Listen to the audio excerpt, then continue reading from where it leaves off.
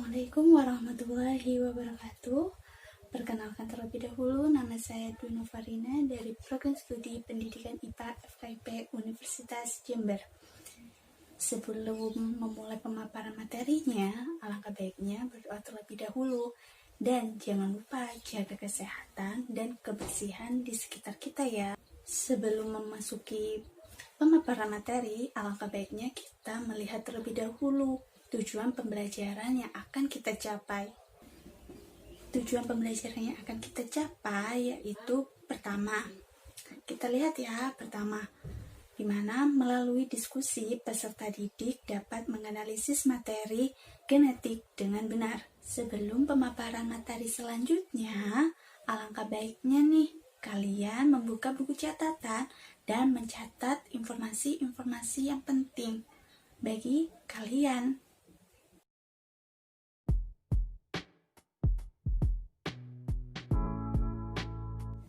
Setelah kita melihat video awal di mana terdapat seorang pria yang menanyakan mengapa setiap individu memiliki sifat dan fisik yang berbeda. Kira-kira apa ya yang menyebabkan? Jadi sebenarnya itu kita bisa melihat slide di samping, yaitu makhluk hidup akan mewariskan sifat-sifat yang dimiliki kepada keturunannya. Hal itulah yang menyebabkan kita memiliki kesamaan sifat dan fisik dengan kedua orang tua kita. Yang kedua, proses pewarisan sifat diatur oleh materi genetik yang kita ketahui yaitu DNA dan RNA. Yang selanjutnya yaitu materi genetik tersusun dari kromosom, gen, DNA, dan RNA. Kita bisa melihat gambar di samping bahwa suatu sel makhluk hidup di dalamnya terdapat nukleus atau inti sel, dan di dalam inti sel terdapat DNA dan RNA yang nantinya akan membentuk gen. Apakah DNA dan RNA itu sama? Jawabannya tentu tidak. DNA merupakan deoksiribonukleik asid atau asam deoksiribonukleat, di mana DNA itu merupakan pembawa sebagian besar atau seluruh sifat-sifat genetik di dalam kromosom. Bentuk dari DNA itu yaitu double helix atau untai ganda yang tersusun dari molekul gula deoksiribosa, gugus fosfat, dan asam nitrogen. Sedangkan untuk RNA atau ribonukleik asid, atau bisa kita sebut juga asam ribonukleat, di mana RNA merupakan seutas benang tunggal yang tersusun dari molekul gula ribosa, gugus fosfat, dan asam nitrogen.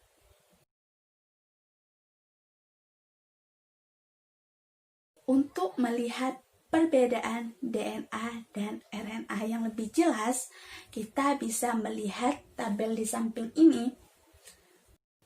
Selanjutnya yaitu gen.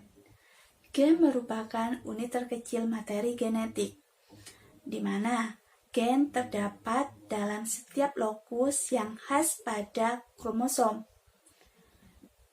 Gen sendiri merupakan substansi genetik terkecil yang terdiri atas penggal DNA yang menentukan sifat individu melalui pembentukan polipeptida. Jadi, gen itu berperan penting dalam mengontrol sifat-sifat individu yang diturunkan. Sedangkan ilmu yang mempelajari tentang pola pewarisan sifat pada makhluk hidup itu disebut genetika. Yang selanjutnya yaitu fungsi gen. Gen sendiri memiliki beberapa fungsi, yaitu yang pertama, merupakan substansi terkecil yang ada di dalam kromosom yang tidak dapat dibagi lagi. Kedua, yaitu menyampaikan informasi penurunan sifat dari induk kepada keturunannya. Yang ketiga, yaitu mengatur proses metabolisme dan perkembangan. Yang selanjutnya yaitu kromosom. Kromosom sendiri merupakan struktur makromolekul yang berisi DNA yang merupakan tempat informasi genetik yang disimpan. Jika kita melihat gambar di samping, terdapat gambar struktur dari kromosom, di mana sudah dijelaskan bahwa terdapat sentromer, lengan panjang, lengan pendek, dan terdapat kromatid. Fungsi dari kromosom sendiri terdapat 4, yaitu yang pertama merupakan fungsi utamanya yaitu menyimpan materi genetik, di mana itu berperan dalam pewarisan sifat. Yang kedua merupakan penentuan jenis kelamin, di mana kromosom terdiri atas autosom dan genosom. Untuk autosom sendiri merupakan kromosom yang tidak berperan dalam penentuan jenis kelamin, sedangkan untuk genosom merupakan kromosom yang berperan dalam pembentukan jenis kelamin. Kromosom jenis kelamin terdiri dari X dan Y. Jika kromosom XX, maka bisa disebut juga nanti keturunannya yang akan dilahirkan yaitu perempuan. Jika kromosom XY, maka keturunan yang akan dilahirkan berjenis kelamin laki-laki. Fungsi ketiga dari kromosom yaitu berperan dalam proses transkripsi DNA yang merupakan untuk proses sintesis protein.